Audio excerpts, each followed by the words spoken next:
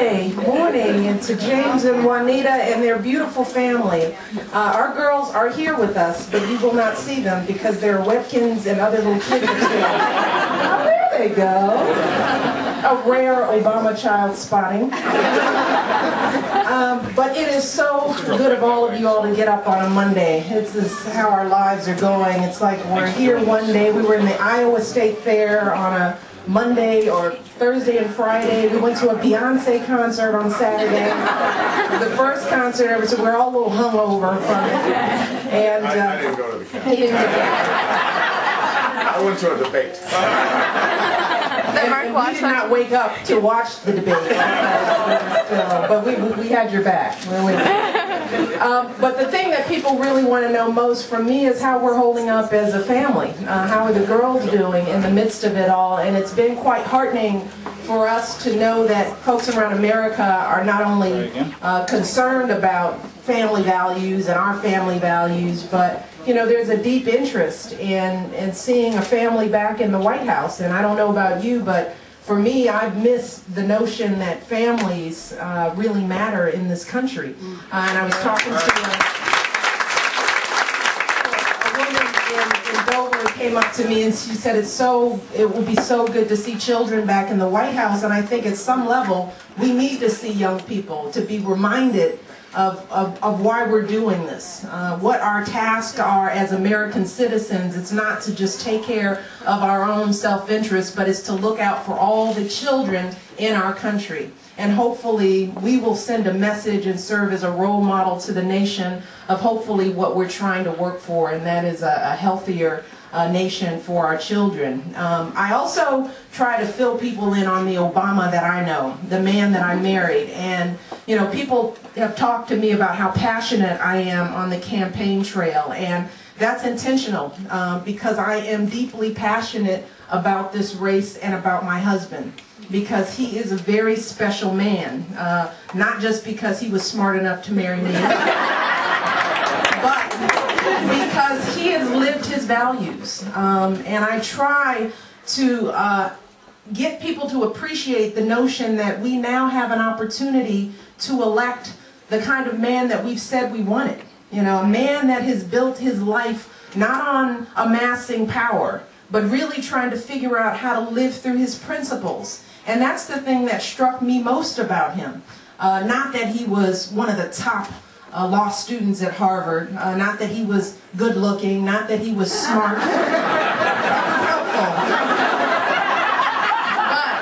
But it was because he worked in communities on the South Side. He was an organizer first.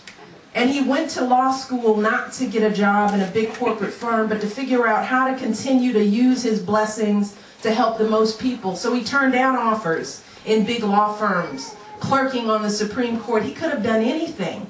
He instead chose to be a civil rights attorney in a small firm in Chicago because he wanted to work on voting rights issues and employment discrimination issues. And then he ran for the state Senate, not because he wanted to be a state senator, but he thought, how can we effectively change policy for folks on the ground if we don't have control over our government?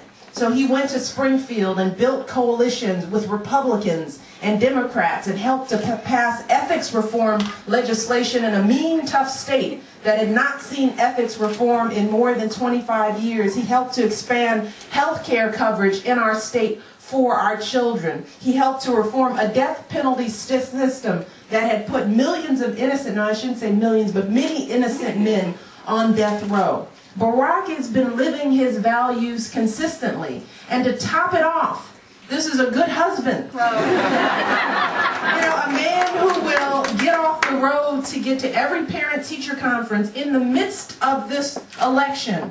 He has not missed a ballet recital. You know, he has been to soccer. He knows his children's friends. He's an excellent husband, somebody who's allowed me to be the woman that I can be, and who is confident enough to not be intimidated by a smart, strong woman. We now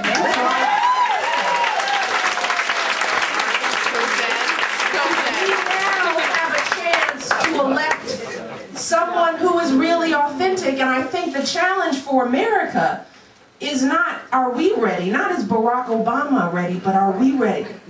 Are we ready for this kind of leadership? That's going to be a leadership of truth and authenticity. One of the things we said when we entered this race is that if Barack Obama couldn't get elected telling the truth and speaking his mind and moving beyond convention, then we don't need to be in the White House. We're not here just to occupy the White House. Barack Obama is a man who will be able to transform this country in a fundamental way. Electing him to office won't be just putting Democrats back in office, but it's going to be building a different kind of coalition that can really move us forward on health care and education and end this war and change the face of who we are to the entire world. That's the potential that we have in this race. That's where my passion lies. And I'm going to do everything in my power to put this decision in your hands. We are ready. If you are ready for the next president of the United States to be Barack Obama, then it's my pleasure to introduce to you